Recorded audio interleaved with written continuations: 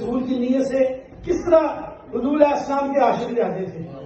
حضرت بلال رضی اللہ تعالیٰ عنہ جب نبی کریم صلی اللہ علیہ وسلم کا وصال ہو گیا، حضور علیہ السلام پردہ فرما گئے دنیا سے، تو آپ کو پتہ ہے وہ مدینہ المنورہ کو چھوڑ گئے. وہ مدینہ شریف میں نہیں رہتے، وہ دریا ایک قصبہ شہر ہے شام کے اندر سیریا میں، وہاں چلے گئے تھے. اور پھر وہ کیا کہتے کہ میں کس طرح مطلب اذان میں جب میں اذان دیتا تھا تو نبی پاک صلی اللہ علیہ وسلم کا روزہ مجھے نظر آتا ہے. پہلے تو حضور تھے تو میں عرض کرتا مجھے پتا حضور ہے، میں اس طرف منہ کر کے ضرور پڑھتا تھا.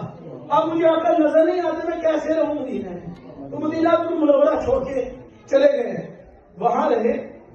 لوگ کہتے ہیں حضور علیہ السلام بیعت دیتے ہیں، حضور مدد کرتے ہیں، حضور سنتے ہیں. وہ حضور سنتے ہیں ان کی جنہوں نے پتھر کھائے تھے ان کے لیے، حضور بلاتے ہیں ان کو اپنے گھر پہ. میرے آقا بھی خواب میں آئے اور کہا بلال یہ کیا جفا ہے تو مجھے ملنے نہیں آیا. مطلب یہ تھا کہ مدینہ چھوڑ کے چلا گیا، میری بارگاہ میں پیش نہیں ہوا. روئے خواب میں، اٹھ کے بیٹھ گئے. بیوی سے کہا میرا سامان کیا کروں، میں نے مدینہ شریف میں جانا، میں اپنے آقا کی بارگاہ میں جا رہا ہوں. وہ مسجد نبوی میں نہیں آئے تھے، وہ روزہ رسول پہ آئے تھے اور مسجد نبوی میں بعد میں گئے تھے. ان کی نیت یہ تھی کہ میں رسول اللہ کی بارگاہ میں جا رہا ہوں، میں حضور سے ملنے کے لیے جا رہا ہوں، میرے آقا نے مجھے طلب کیا ہے. اور پھر وہ چلے شام سے اور چلتے چلاتے گرتے پڑتے آقا کریم صلی اللہ علیہ وسلم کی بارگاہ میں پیش ہوئے. تو جناب سیدنا ابوبکر صدیق رضی اللہ تعالیٰ عنہ یا سیدنا عمر فاروق تھے، اور دونوں ہی حضور کے بڑے ہی پیارے ساتھی ہیں اور حضور کے خلیفہ ہیں.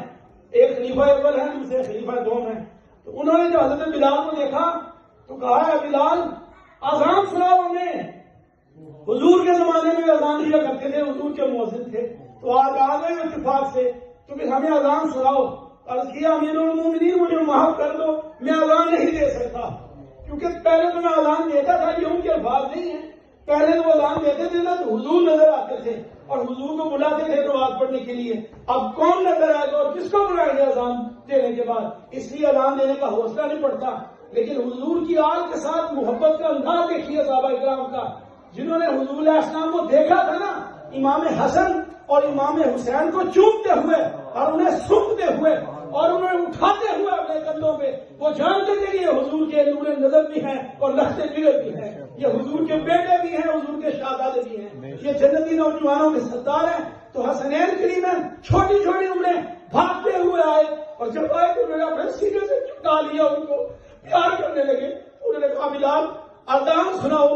وہی بلال جو جناب ابوبکر صدیق یا جناب عمر فاروق کے کہنے میں اذان نہیں دیتے، شہزادوں کے سامنے بے بس ہو گئے، ان کو کیسے انکار کرو. نعرہ تکبیر. دیکھو بلال کھڑے ہوئے کہتے اللہ اکبر اللہ اکبر اللہ اکبر اللہ اکبر، اشہد ان لا الہ الا اللہ اشہد ان لا الہ الا اللہ. اور جب پہنچے نا اشہد ان محمد رسول اللہ تو آواز جو ہے وہ گلے کے اندر جو ہے وہ اٹک گئی. اور اس وقت کا جو مدینہ تھا، یہ جو موجودہ مسجد نبوی شریف ہے یہی مدینہ تھا. اور گھروں سے جس وقت عورتوں نے، بچوں نے، بزرگوں نے اور جوانوں نے جب حضرت بلال کی آواز سے اللہ اکبر سنا تو روتے ہوئے مسجد نبوی شریف کی طرف بھاگے. انہوں نے سمجھا کہ رسول اللہ دوبارہ دنیا میں تشریف لے آئے. بلال جو اذان دے رہے ہیں تو ہمارے آقا آ گئے ہیں. اور محدثین نے لکھا ہے کہ حضور کے مثال میں یا سادہ روئے تھے اتنا، یا پھر بلال کی اس اذان پہ روئے تھے کہ آج ہمارے آقا آ گئے ہیں. شاید محمد رسول اللہ پہ پہنچے تو پھر گئے، پھر اذان نہیں مکمل کر سکے. تو ہمارا تو حضور نبی کریم صلی اللہ علیہ وسلم کے حوالے سے اس طرح سے ہمارے جو بزرگ ہیں ان کا خیال ہے.